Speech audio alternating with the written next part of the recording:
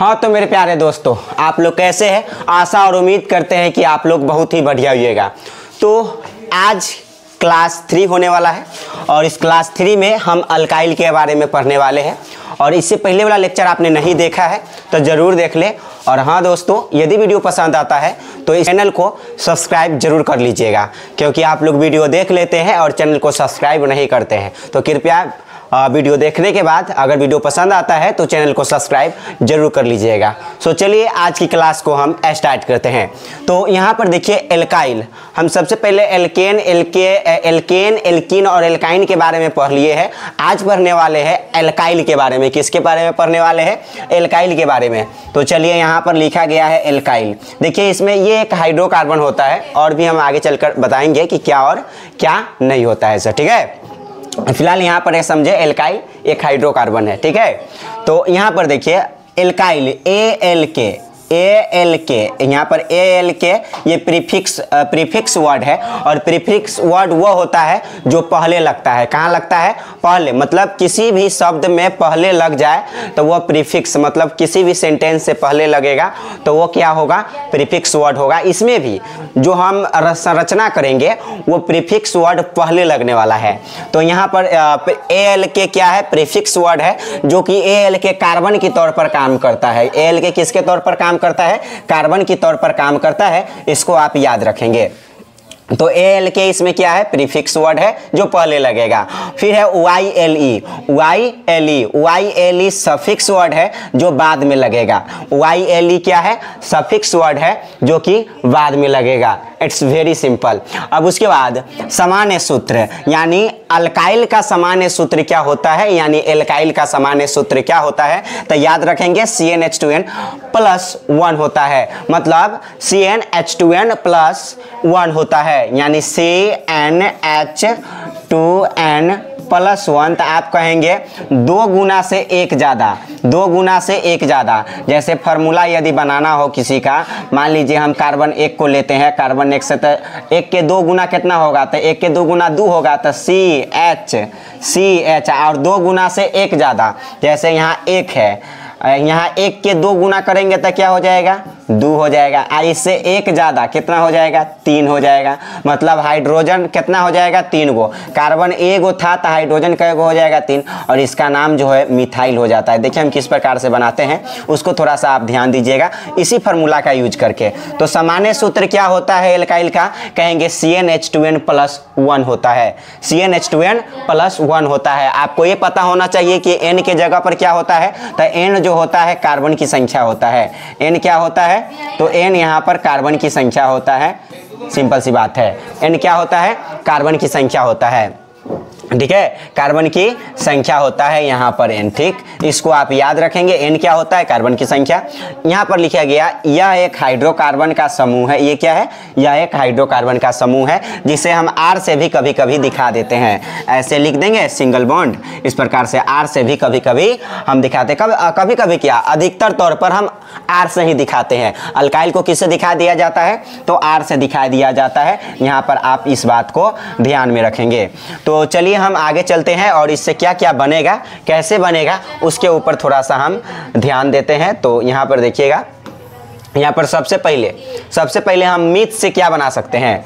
तो सबसे पहले मीथ से हम क्या बना सकते हैं? तो आपको पता है कि कार्बन 1 का नाम है मीथ। कार्बन 1 का नाम क्या है? यहाँ पर मीथ है। कार्बन 1 का नाम क्या है? यहाँ पर मीथ है। तो यहाँ पर आप कार्बन 1 का नाम मीथ जान लिए। आपको पता है एल्काइल का जो सामान्य सूत्र होता है CnH2n+1 होता है। तो 1 है ना, 1 मतलब यहाँ पर 1 है। तो मानिए ये C है और N के जगह पर आप 1 रखिएगा। यहाँ पर इसके बाद H2 है और उसके बाद यहाँ कुछ नहीं तो गुना करेंगे और N के जगह पर कितना रखेंगे? 1 रखेंगे, क्योंकि हमने क्या बोला है कि N क्या होता है? कार्बन की संख्या होता है। और यहाँ पर प्लस में कितना है? यहाँ पर 1। तो क्या बन जाएगा? यहाँ से आप क्या बना सकते हैं इसको? तो बन जाएगा एक पहले लिखते नहीं है तो C, मतलब कार्बन 1 है तो कार्बन, अगर C लिख देंगे इसका भी मतलब हो गया कार्बन 1, ठीक है। यहाँ पर देखिए 2 इकाई 2 और 1 प्लस में 2 इकाई 2 और 1 कितना हो जाएगा? 3, यानी हाइड्रोजन कितना हो जाएगा? 3 गो। इसलिए यहाँ पर हो गया CH3। तो यहाँ क्या बन गया? CH3। और CH3 का नाम क्या हो जाता है? मिथाइल। तो मीथ तो हो गया, यहाँ पर कार्बन 1 का नाम हो गया मीथ। ठीक है, मीथ। और लास्ट में क्या लगना है, YLE। अभी हमने बताया कि लास्ट में क्या लगना है, YLE लास्ट में, मतलब बाद में क्या लगेगा, YLE, ठीक है। इसलिए कार्बन 1 से क्या बन गया, मिथाइल, और मिथाइल का फार्मूला क्या हो गया, CH3। इट्स वेरी सिंपल, यानी ये आराम से आप बना सकते हैं, नो डाउट।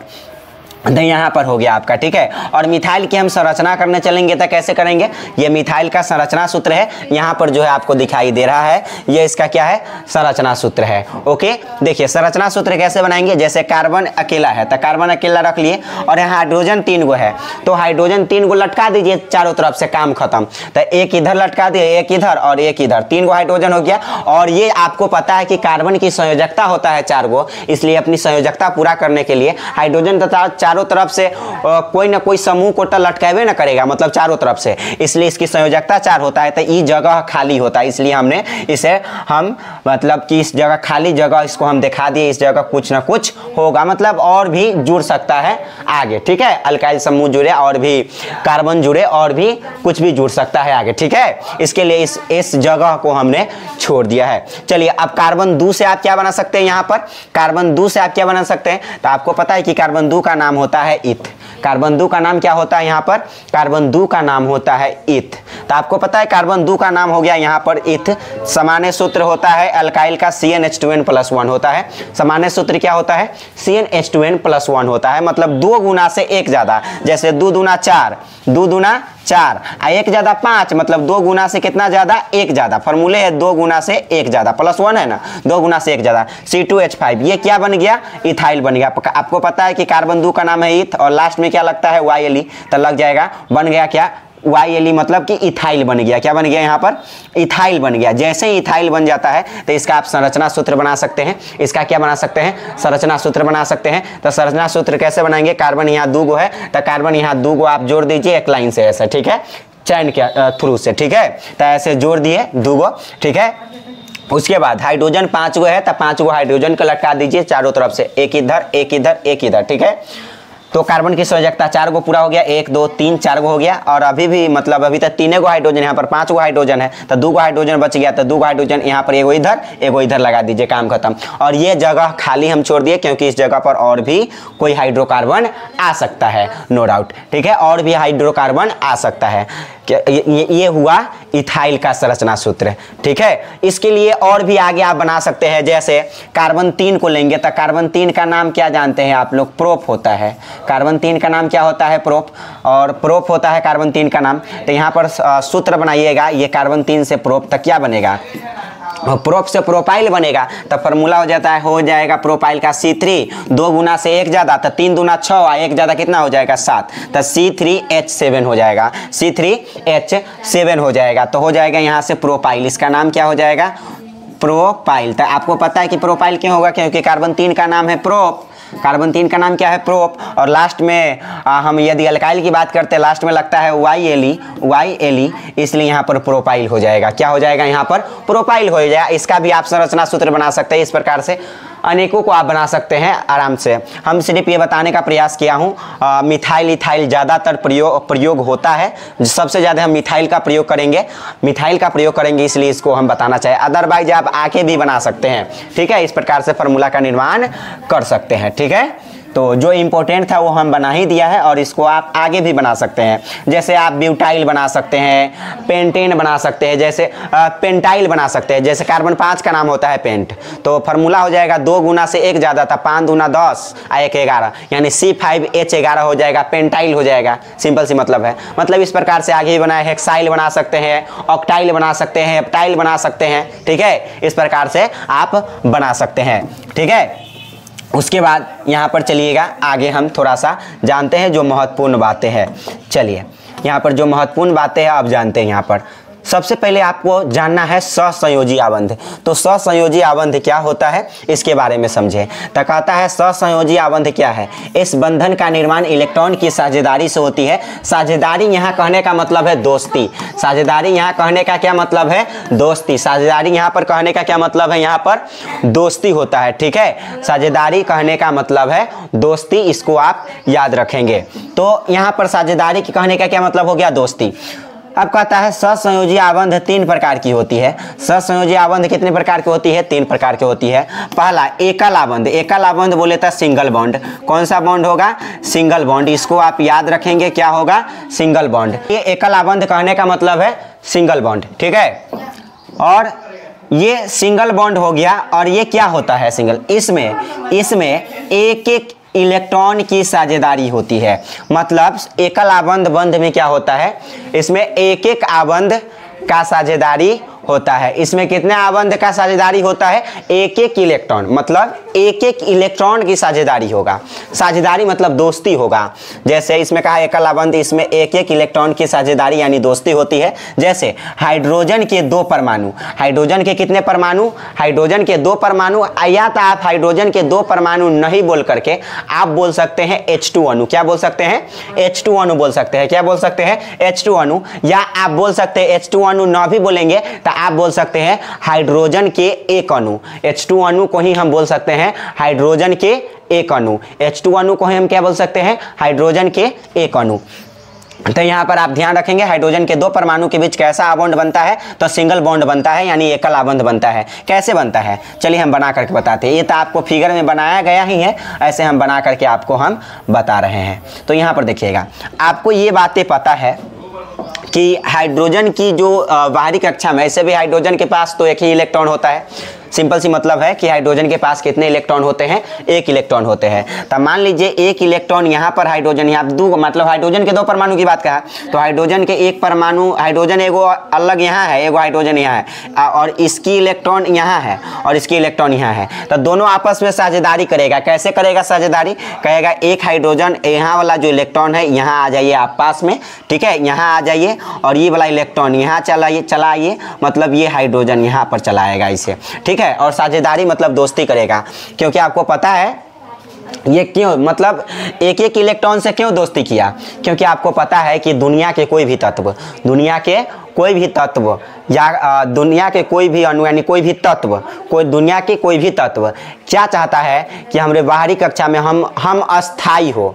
मतलब हमारी बाहरी कक्षा में 8 इलेक्ट्रॉन हो, स्टेबल हो, या तो 2 इलेक्ट्रॉन हो या तो 8 इलेक्ट्रॉन हो। स्टेबल हो जाएंगे तो हम किसी से क्रिया नहीं करेंगे। दुनिया के सभी तत्व यही चाहता है कि हम अस्थाई हो। इसलिए देखिए हाइड्रोजन के बाहरी कक्षा में यदि 2 इलेक्ट्रॉन आ जाता है तो यह अस्थाई हो जाएगा, स्टेबल हो जाएगा। इसलिए ऐसा ये चाहता है, इसलिए ऐसा ये चाहता है। तो देखिए एक इलेक्ट्रॉन यहाँ से ये वाला मान लीजिए कि ये पास में आ गया, और एक इलेक्ट्रॉन यहाँ से ये पास में आ गया, तो ऊपर नीचे यानी एक एक इलेक्ट्रॉन से ये साझेदारी कर लिया। तो एक एक इलेक्ट्रॉन से साझेदारी किया तो दोनों को 2-2 इलेक्ट्रॉन जो है पूरा हो गया। देखिए इस प्रकार से अगर ये ऐसे बात करें तो 2 इलेक्ट्रॉन अगर गोल घेरा में देखे तो 2 इलेक्ट्रॉन तो इस हाइड्रोजन को पूर गया, और इस वाले गोल घेरा में देखेंगे, मतलब जो गोल घेरा है इसमें देखेंगे इस वाले हाइड्रोजन को भी 2 इलेक्ट्रॉन पूर गया है। कितने इलेक्ट्रॉन पूर गया है? 2 इलेक्ट्रॉन। देखिए इसमें अगर इस घेरा के अंदर की बात करेंगे तो कई इलेक्ट्रॉन है हाइड्रोजन के पास? 1-2, मतलब अस्थाई हो गया। और इस वाले की बात करेंगे तो इसमें भी कितने इलेक्ट्रॉन है? 2 इलेक्ट्रॉन है, 1-2, इसका भी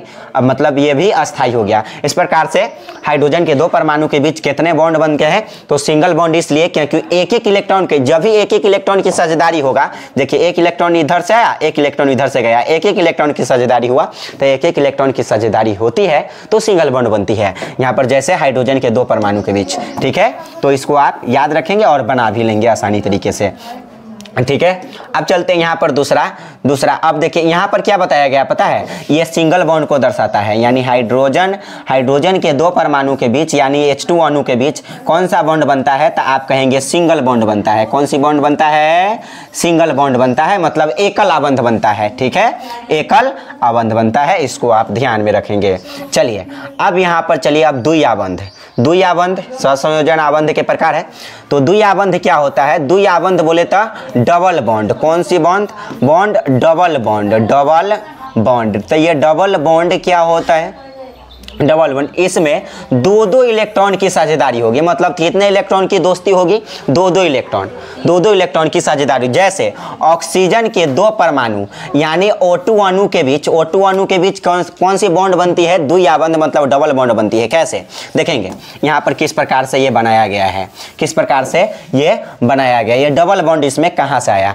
तो आपको ये बात आपको पता है कि यहाँ पे ऑक्सीजन की जैसे ही आप इलेक्ट्रॉनिक विन्यास करेंगे तो इसकी जो बाहरी कक्षा में इलेक्ट्रॉन होता है, बाहरी कक्षा में कितना इलेक्ट्रॉन होता है और कितना चाहिए होता है। तो देखिए जैसे ही ऑक्सीजन की बात करते हैं, हम किसकी बात करते हैं, ऑक्सीजन की, तो ऑक्सीजन की जो परमाणु संख्या होता है वह 8 होता है और इलेक्ट्रॉनिक विन्यास कितना हो जाता है, 2 और यहाँ पर 2 और 6 हो जाता है, 2 और 6। तो देखिए यहाँ पर बाहरी कक्षा में कई इलेक्ट्रॉन है, 6 इलेक्ट्रॉन है। तो आपको हमने अभी ही बताया कि कोई भी तत्व अष्टक पूरा करना चाहता है, अस्थाई होना चाहता है, अस्थाई होना चाहता है। हाइड्रोजन तो ऐसे अपने बाहरी कक्षा में 2 ही इलेक्ट्रॉन पूरा करना चाहता है, लेकिन हाइड्रोजन को छोड़कर दुनिया के जितने सारे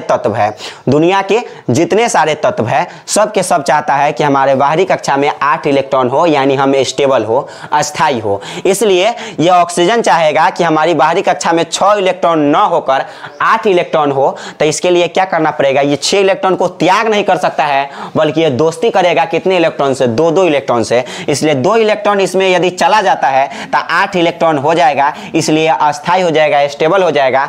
इसलिए क्या हो जाएगा, ये अस्थाई हो जाएगा, स्टेबल हो जाएगा। इसलिए 2 इलेक्ट्रॉन से क्या करेगा, दोस्ती करेगा। तो यहाँ पर 2 इलेक्ट्रॉन से ये दोस्ती करेगा। तो आपको पता है कि बाहरी कक्षा में इसके कितने इलेक्ट्रॉन होते हैं, 6 इलेक्ट्रॉन होते हैं। कितने इलेक्ट्रॉन होते हैं, 6 इलेक्ट्रॉन होते हैं। जैसे आपको यदि हम इस ऑक्सीजन को ले और एक ऑक्सीजन यहाँ पर बनाए, यहाँ पर हम ऑक्सीजन ले, क्या ले, ऑक्सीजन ले। यहाँ पर मान लीजिए कि हम ऑक्सीजन यहाँ पर लिखते हैं, तो आप इसके बाहरी कक्षा में कितने इलेक्ट्रॉन के बारे में जानते हैं, तो बाहरी कक्षा में इसके 6 इलेक्ट्रॉन होते हैं। मतलब अभी हमने बताया कि इलेक्ट्रॉनिक विन्यास 2 6 हो गया, 6 2 8, ठीक है। तो बाहरी कक्षा में 6 इलेक्ट्रॉन, तो कहेंगे 1 इलेक्ट्रॉन यहाँ कर लीजिए, 1 इलेक्ट्रॉन यहाँ, 1 यहाँ, और मतलब इलेक्ट्रॉन आप बैठाएंगे तब पेयर में बैठाएंगे, जोड़ा में बैठाएंगे, ठीक है। तो यहाँ पर ये हो गया, क्रॉस लाइन से दिखा रहे हैं इलेक्ट्रॉन को। तो कै गो हो गया, 1 2 3 4 5 6 इलेक्ट्रॉन हो गया। अष्टक पूरा करने के लिए कितने इलेक्ट्रॉन चाहिए, 2 इलेक्ट्रॉन। तो 2 इलेक्ट्रॉन तो इस जगह आएगा ना, कहाँ से आएगा, दोस्ती होगा। मतलब हाइड्रोजन के 2 परमाणु, मतलब दूसरे परमाणु, मतलब हाइड्रोजन के ऐसे 2 परमाणु के बीच ही बनता है डबल बॉन्ड, ठीक है। तो मतलब 2 गो ऑक्सीजन नहीं लेंगे जब तक दोस्ती करना असंभव होगा। इसलिए यहाँ पर 2 गो लेंगे, 2 गो लेंगे। तो मान लीजिए एक ऑक्सीजन यहाँ पर है, तो आपको पता है कोई भी ऑक्सीजन है उसके बाहरी कक्षा में कितने इलेक्ट्रॉन आने वाला है, तो उसकी बाहरी कक्षा में जो इलेक्ट्रॉन आने वाला है, उसके जो बाहरी कक्षा में इलेक्ट्रॉन आने वाला है वह कितने इलेक्ट्रॉन आने वाला है, तो आपको पता है इसके बाहरी कक्षा में कितने इलेक्ट्रॉन आने वाले हैं, तो इलेक्ट्रॉन 6 आने वाले हैं, ठीक है। क्या गो इलेक्ट्रॉन आने वाले हैं, 6 इलेक्ट्रॉन आने वाले हैं। तो मान लीजिए ये 6 गो इलेक्ट्रॉन इसके पास भी है, 6 गो इलेक्ट्रॉन इसके पास भी है। अगर मान लीजिए कि ये दोस्ती करता है, क्या करता है, 2 इलेक्ट्रॉन से दोस्ती करता है। ये कहेगा कि ये जो 2 इलेक्ट्रॉन है ना, ये इधर करिए, आप पास में चले आओ, 2 इलेक्ट्रॉन ये जो यहाँ दिखाई दे रहा है यहाँ पर पास में चले आओ, ये वाला 2 इलेक्ट्रॉन, ये वाला, ठीक है। और ये वाला जो 2 इलेक्ट्रॉन आ रहा है ये पास में चला है, ठीक है। तो यहाँ से इलेक्ट्रॉन हो गया गायब, ठीक है। ये इलेक्ट्रॉन क्या हो गया, अगर गायब नहीं करना चाहते हैं तो इसको डबल बना लीजिए। अगर मान लीजिए कि इस जगह आप रहने दीजिए इस इलेक्ट्रॉन को, इसको भी रहने दीजिए और यहाँ पर आप डबल बनाइए। तो डबल बनाएंगे तो यहाँ पर ऑक्सीजन लिखिए, यहाँ पर भी ऑक्सीजन लिखिए और यहाँ पर भी लिख लीजिए, यहाँ पर ध्यान दीजिएगा। और इस प्रकार से आप बना सकते हैं, जैसे एक इलेक्ट्रॉन यहाँ पर, मतलब पेयर में हो गया इलेक्ट्रॉन, ठीक है, पेयर में हो गया। और यहाँ पर भी पेयर में हो गया इलेक्ट्रॉन, क्रॉस लाइन से दिखा दिए, ठीक है। और यहाँ पर 4 गो इलेक्ट्रॉन हो गया। और यहाँ ये दोस्ती वाला ये इलेक्ट्रॉन, ये जो दोस्ती वाला 2 गो इलेक्ट्रॉन है ये यहाँ पर आएगा दोस्ती करने के लिए, ये यहाँ पर आ गया, ठीक है। 2 गो इलेक्ट्रॉन दोस्ती करने के लिए। और यहाँ पर भी मान लीजिए 2 इलेक्ट्रॉन यहाँ पर ये पेयर में हो गया एक साथ, और यहाँ पर के 2 इलेक्ट्रॉन है यहाँ आ गया ये दोस्ती करने के लिए। तो 2 इलेक्ट्रॉन इधर से आया यहाँ पर और 2 इलेक्ट्रॉन यहाँ पर इधर से आया, तो इस प्रकार से दोस्ती होगा। तो दोस्ती होगा तो 8 इलेक्ट्रॉन दोनों ऑक्सीजन के बाहरी कक्षा में हो जाएगा। इस प्रकार से ऐसे आप घेर सकते हैं, ठीक है। ये हो गया, देखिए इधर करेंगे तो इस गोला में क्या इलेक्ट्रॉन हो गया, 1 2 3 4 और 5 6 7, यानी इस ऑक्सीजन को 8 इलेक्ट्रॉन, या ये स्टेबल हो गया, अस्थाई हो गया, अष्टक पूरा हो गया। और इसका भी, इसको भी ऐसे घेर देंगे तो ये भी अस्थाई हो गया, इसका भी अष्टक पूरा हो गया। इसलिए जितने जय इलेक्ट्रॉन से साझेदारी करेगा उतना ही जो है बॉन्ड होगा। 2 इलेक्ट्रॉन से साझेदारी किया, दोस्ती किया, इसलिए इसके बीच कौन सा बॉन्ड होगा, डबल बॉन्ड होगा। डबल बॉन्ड यहाँ पर ये जो ऐसे किए है ना, ऐसे ऑक्सीजन कर दिए, ऑक्सीजन के 2 परमाणु के बीच कौन सा बॉन्ड होता है, डबल बॉन्ड होता है। इसको आप याद रखें। अब इसी फिगर को यहाँ पर दर्शा दिया गया है बहुत आसान तरीके से, ठीक है। तो इस प्रकार से आप समझ सकते हैं कि क्वेश्चन पूछता है कि ऑक्सीजन के 2 परमाणु के बीच कितने बॉन्ड बनते हैं, तो याद रखें डबल बॉन्ड बनते हैं। कौन सी बॉन्ड बनते हैं? डबल बॉन्ड बनते हैं। चलिए अब यहाँ पर हम आगे चलते हैं और यहाँ पर त्रिआबंध के बारे में जानते हैं। त्रिआबंध कहने का मतलब 3-3 इलेक्ट्रॉन की साझेदारी होगी, दोस्ती होगी। 3-3 इलेक्ट्रॉन की क्या होगी? साझेदारी होगी, दोस्ती होगी। 3-3 इलेक्ट्रॉन की, जैसे यहाँ पर इसमें लिखा गया इसमें 3-3 इलेक्ट्रॉन की साझेदारी होती है। जैसे नाइट्रोजन के 2 परमाणु यानी N2 अणु के बीच, कौन सा अणु के बीच? N2 अणु के बीच। नाइट्रोजन के 2 परमाणु यानी N2 अणु के बीच, नाइट्रोजन के 2 परमाणु यानी N2 अणु के बीच कितने बॉन्ड होता है, मतलब कितने इलेक्ट्रॉन की साझेदारी होती है? तो 3-3 इलेक्ट्रॉन की साझेदारी होती है। ऐसा क्यों होता है? क्योंकि आपको पता है कि नाइट्रोजन की जो इलेक्ट्रॉनिक विन्यास है वह 2 और 5 होता है, 2 और 5 होता है। तब बताइए 5 इलेक्ट्रॉन को त्याग नहीं कर सकता है, बल्कि 3 गो इलेक्ट्रॉन से दोस्ती कर सकता है। इसलिए अगर 3 इलेक्ट्रॉन इसके पास चला है तो यहाँ पर अष्टक पूरा इसका हो जाएगा। इसलिए अष्टक पूरा करने के लिए 3-3 इलेक्ट्रॉन से ये क्या करेगा? साझेदारी करेगा। कितने इलेक्ट्रॉन से? 3 इलेक्ट्रॉन से। इसलिए नाइट्रोजन के 2 परमाणु लिया गया, एक है यहाँ पर नाइट्रोजन। मान लीजिए यहाँ पर आपको पता है, यहाँ पर ले लेते हैं नाइट्रोजन, ये भी नाइट्रोजन। आपको पता है कि नाइट्रोजन के बाहरी कक्षा में कितने इलेक्ट्रॉन होते हैं? 5 इलेक्ट्रॉन। कितने इलेक्ट्रॉन होते हैं? 5 इलेक्ट्रॉन। नाइट्रोजन के बाहरी कक्षा में कितने इलेक्ट्रॉन होते हैं? 5 इलेक्ट्रॉन। तो मान लीजिए यहाँ पर जो है 5 इलेक्ट्रॉन को हम दिखा देते हैं। 5 इलेक्ट्रॉन को क्या करते हैं? दिखा देते हैं। सपोज मान लीजिए हम डॉट लाइन से भी दिखा सकते हैं, नो डाउट, और क्रॉस लाइन से भी दिखा सकते हैं।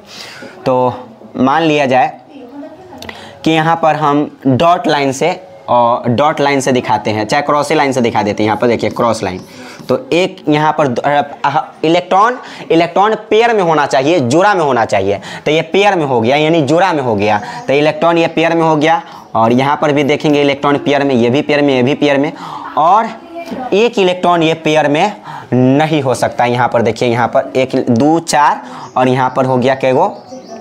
यहाँ पर 1 5 गो हो गया। कैगो? 5 गो इलेक्ट्रॉन हो गया। इधर भी उसी प्रकार से होगा, इधर भी उसी प्रकार से होगा। तो यहाँ पर ध्यान दीजिएगा, और यहाँ पर ध्यान देंगे 1 2 इलेक्ट्रॉन, ठीक है, 2 इलेक्ट्रॉन। और यहाँ पर हो जाएगा ये 1 2 3 4 इलेक्ट्रॉन, और एक यहाँ पर 5 इलेक्ट्रॉन। तो 5 इलेक्ट्रॉन अब क्या करेगा कि ये 3-3 इलेक्ट्रॉन का साझेदारी करेगा। मान लीजिए यहाँ पर नाइट्रोजन रख लेते हैं और यहाँ पर नाइट्रोजन रख लेते हैं। इलेक्ट्रॉन हमेशा पेयर में दर्शाया जाता है, जोड़ा में दर्शाया जाता है, इसको आप याद रखेंगे।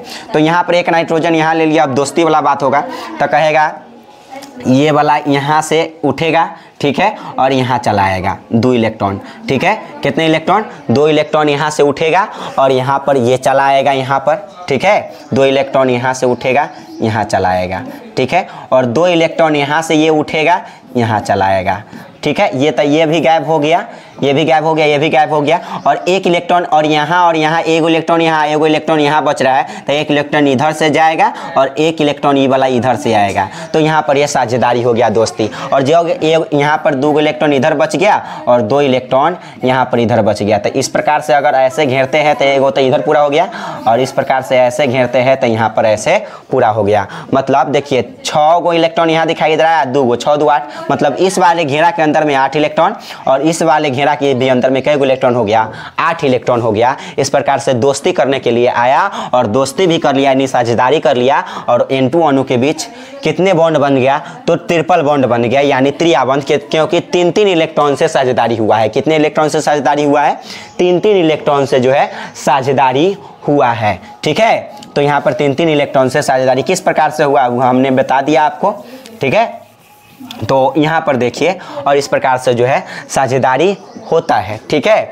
तो यहाँ पर याद रखेंगे नाइट्रोजन के 2 परमाणु के बीच यानी N2 अणु के बीच कौन सा बॉन्ड बनता है? ट्रिपल बॉन्ड बनता है। ट्रिपल बॉन्ड किस लिए? क्योंकि 3-3 इलेक्ट्रॉन से साझेदारी होता है। कितने इलेक्ट्रॉन से? देखिए 3 इलेक्ट्रॉन इधर, 3 इलेक्ट्रॉन इधर। तो 3 गो इलेक्ट्रॉन इधर से आया, 3 गो इलेक्ट्रॉन इधर से गया। मतलब उधर से हम अभी आपको बताएं कि 3 इलेक्ट्रॉन इस वाले नाइट्रोजन से इधर और 3 इलेक्ट्रॉन इस वाले इधर से इधर। मतलब 3-3 इलेक्ट्रॉन से साझेदारी हुआ, तब जाकर N2 अणु का निर्माण होता है। इसलिए 3-3 इलेक्ट्रॉन की साझेदारी होती है। इसलिए N2 अणु के बीच कौन सा बॉन्ड होता है? तो ट्रिपल बॉन्ड होता है। इसको आप ध्यान में रखेंगे, ठीक है।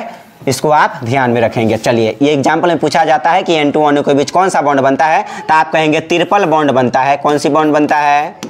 ट्रिपल बॉन्ड बनता है, ट्रिपल बॉन्ड बनता है, इसको आप याद रखेंगे। ठीक है, ट्रिपल बॉन्ड बनता है। चलिए, अब यहाँ पर इसकी गुणधर्म क्या होता है, इसका गुणधर्म क्या है?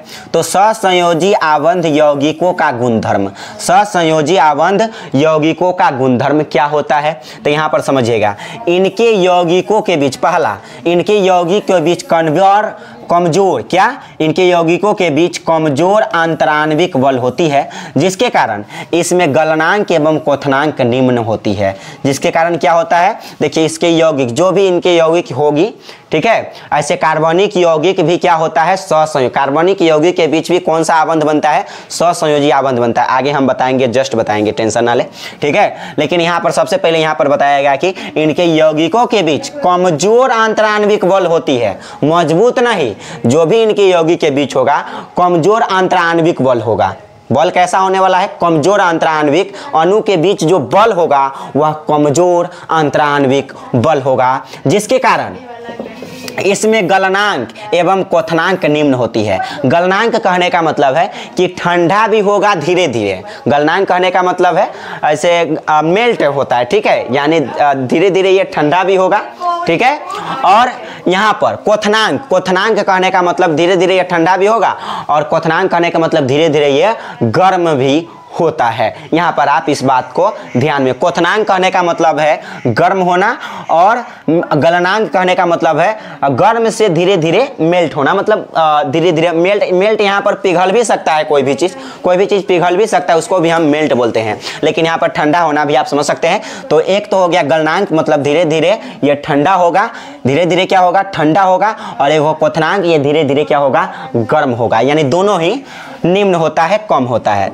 ये विद्युत एवं ऊष्मा के कुचालक होते हैं, मतलब सहसंयोजी आबंध के जो यौगिक होते हैं या विद्युत के भी कुचालक, मतलब ये इसमें करंट पास नहीं हो सकता है, कुचालक होता है। कुचालक कहने का मतलब इसमें करंट नहीं जा सकता है। तो इसको बात आप ध्यान में रखें कि ये क्या होता है? विद्युत एवं ऊष्मा के क्या होता है? कुचालक होता है। उसके बाद ये जल में क्या होता है? अबिल्ले एवं कार्बनिक यौगिक में बिल्ले होती है। मतलब ये जल में तो क्या होती है? अबिल्ले। अबिल्ले मतलब ये जल में नहीं घुल सकता है। अबिल्ले कहने का मतलब जल में, यानी जो भी सहसंयोजी आबंध के यौगिक होते हैं, क्या वो जल में घुल सकते हैं? तो कहेंगे वो जल में नहीं घुल सकते हैं, जल में नहीं घुल सकते हैं। एवं कार्बनिक यौगिक में बिल्ले होते हैं, यानी कार्बनिक जैसे में ब्यूटेन हो गया, प्रोपाइल हो गया, इथाइल मिथाइल, इन सब में क्या हो सकता है? मेथेनॉल हो गया, इथेनॉल, इस सब में घुल सकता है। कौन सा यौगिक? तो सहसंयोजी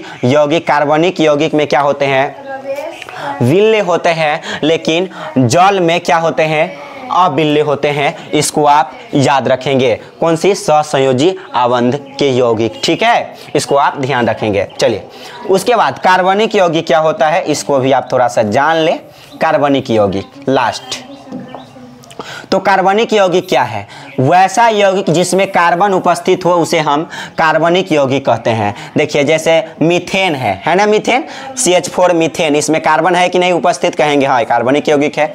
C2H6 इथेन, C2H6 क्या होता है? इथेन होता है। इसमें क्या है? कार्बन उपस्थित है कि नहीं? कहेंगे हाँ उपस्थित, इसलिए कार्बनिक यौगिक है। ब्यूटेन C4H10, जैसे CH3 ये मिथाइल होता है। COOH CH3COOH, इसको हम एसिटिक अम्ल बोलते हैं, एक साथ है। देखिए, कार्बन उपस्थित है इसलिए कार्बनिक यौगिक है, इत्यादि और भी आगे हो सकता है। जिसमें कार्बन उपस्थित होगा वो कार्बनिक यौगिक होगा, सिंपल सी मतलब है। यानी वैसा यौगिक जिसमें कार्बन उपस्थित हो उसे हम कार्बनिक यौगिक कहते हैं।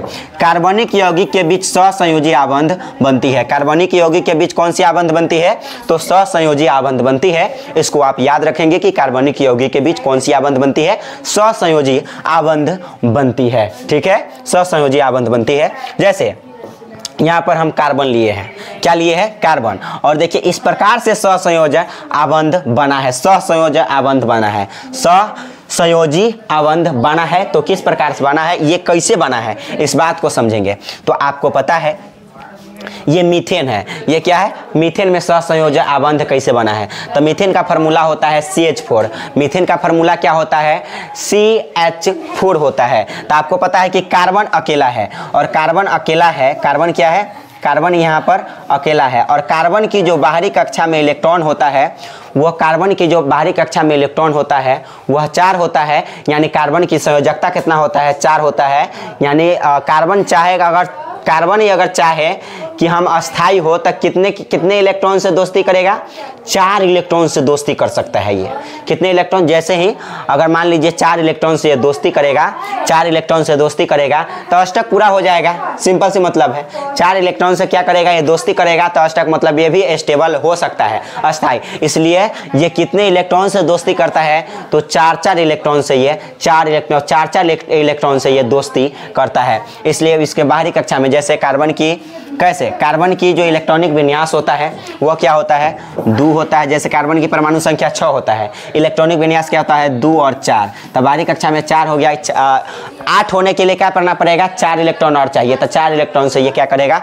दोस्ती करेगा, साझेदारी करेगा। चलिए देखते हैं कि किस प्रकार से ये साझेदारी यानी दोस्ती करता है। सो चलिए, तो आपको पता है यहाँ पर ले लेते हैं कार्बन। क्या ले लेते हैं? कार्बन, ठीक है। और यहाँ पर हाइड्रोजन भी है, 4 गो हाइड्रोजन है। तो हाइड्रोजन क्या चाहता है? हमारी बाहरी कक्षा में 2 इलेक्ट्रॉन हो स्टेबल होने के लिए। तो एक हाइड्रोजन मान लीजिए यहाँ पर है, एक हाइड्रोजन यहाँ पर है और एक हाइड्रोजन यहाँ पर है, एक हाइड्रोजन यहाँ पर है। तो क्या करेगा कि इसके बाहरी कक्षा में 4 इलेक्ट्रॉन, कार्बन की बाहरी कक्षा में कितने इलेक्ट्रॉन? 4 इलेक्ट्रॉन। तो इसके हाइड्रोजन के बाहरी कक्षा में यानी हाइड्रोजन के पास कितने इलेक्ट्रॉन होते हैं? 1 इलेक्ट्रॉन होते हैं, ठीक है। और कार्बन के बाहरी कक्षा में कितने इलेक्ट्रॉन होते हैं? 4 इलेक्ट्रॉन होते हैं। Very simple. अब देखिए यहाँ पर क्या होता है कि हाइड्रोजन भी चाहता है कि हम स्टेबल हो जाए और कार्बन भी चाहता है कि स्टेबल हो जाए। तो क्या करेगा कि आपको पता है कि हाइड्रोजन के पास 1 इलेक्ट्रॉन होता है, 1 इलेक्ट्रॉन होता है। हाइड्रोजन के इलेक्ट्रॉन को हम डॉट डॉट से दिखा दिए हैं। यहाँ पर हाइड्रोजन के इलेक्ट्रॉन से किससे दिखा दिए? डॉट लाइन से। यहाँ पर डॉट लाइन से दिखा दिए। और जो कार्बन का इलेक्ट्रॉन है उसको हम क्रॉस लाइन से दिखाते हैं। तो मान लीजिए बाहरी कक्षा में 4 इलेक्ट्रॉन होता है कार्बन का। तो ये जो बाहरी कक्षा में जो 4 इलेक्ट्रॉन होता है कार्बन का, बाहरी कक्षा में कितने इलेक्ट्रॉन होता है? कार्बन का 4 इलेक्ट्रॉन होता है। तो 1 इलेक्ट्रॉन यहाँ जाएगा पास में और 1 इलेक्ट्रॉन ऐसे जाएगा, ठीक है।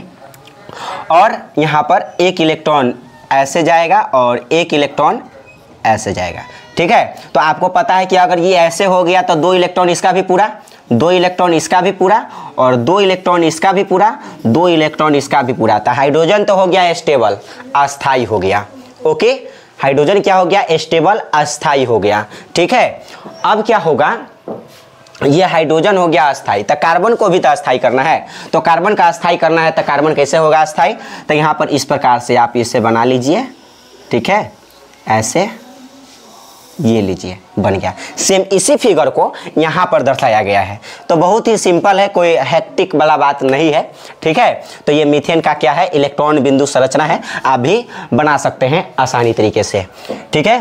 तो आज के लिए इतना ही, ठीक है। सो फिर मिलते हैं अगले वीडियो में। जब तक आप लोग अच्छे से पढ़ाई कीजिए मन लगाकर। ओके, जय हिंद।